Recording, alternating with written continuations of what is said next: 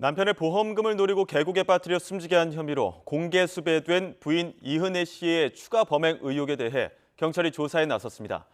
가평 계곡 살인 사건과 관련해선 또 다른 공범이 있었던 것으로 드러났습니다. 현장에 나가 있는 취재기자 연결합니다. 황윤태 기자. 네, 인천 석바위 사거리에 나와 있습니다. 요즘 그곳에서도 공개 수배 중인 이은혜 씨가 연루된 범행이 있었던 거죠? 네, 이곳은 통행량이 많은 곳이라 교통사고가 종종 일어나곤 하는 곳인데요. 12년 전인 2010년 이곳에서 발생한 운전자 사망사고에 가평 계곡살인 사건 용의자 이은혜 씨가 연루됐다는 의혹이 불거지고 있습니다. 의혹은 온라인 커뮤니티 등을 중심으로 퍼지고 있는데요. 사고 당시 운전자였던 남자친구는 그 자리에서 사망했고 함께 탔던 이은혜 씨는 살아남아 남자친구의 보험금을 수령했다는 겁니다. 의혹이 끊이지 않자 인천경찰청은 이 사건에 대해 전담팀을 편성하고 입건 전 조사에 착수했습니다. 경찰은 우선 교통경찰 업무관리 시스템에는 2008년에서 2010년에 발생한 이은혜라는 이름으로 접수된 사건은 없는 것으로 파악했습니다.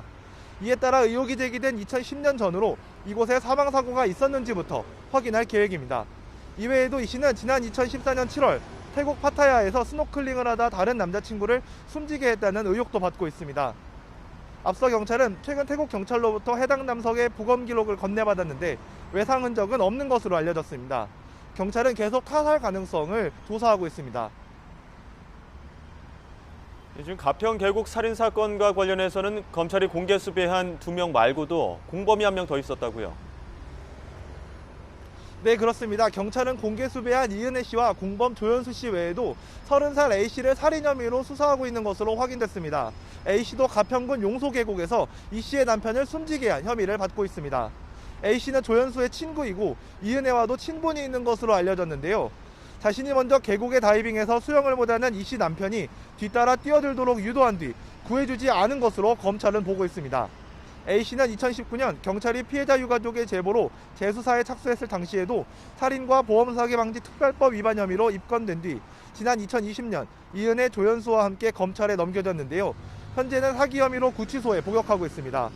검찰은 앞서 이은혜와 조연수를 붙잡기 위해 지난해 12월부터 2차례 체포영장을 청구해 발부받았지만 신병이 확보되지 않아 지난달 공개 수사로 전환한 것으로 확인됐습니다. 영장 시한이 일주일도 남지 않아 다시 영장을 청구해야 하는 상황이지만 두 사람의 행방은 여전히 오리무중이어서 수사가 장기화할 가능성도 배제할 수 없습니다. 지금까지 인천 석바위 사거리에서 YTN 황윤태입니다.